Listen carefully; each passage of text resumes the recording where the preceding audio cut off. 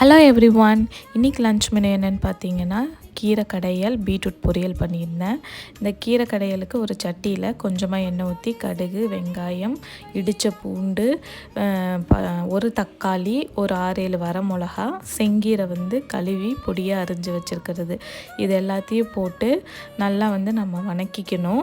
வணக்கினதுக்கு அப்புறமேட்டு இதில் நம்ம ஆல்ரெடி துவரம்பருப்பை வேக வச்சு எடுத்து வச்சுருக்கோம். அதை இதில் ஆட் பண்ணிவிட்டு கூடவே ஒரு 1/2 ஸ்பூன் சாம்பார் தூள், தேவையான அளவு உப்பு போட்டு அது நல்லா கொதிச்சதுக்கப்புறம் இந்த மாதிரி மத்து வச்சு நல்லா கடைஞ்சிக்கணும்.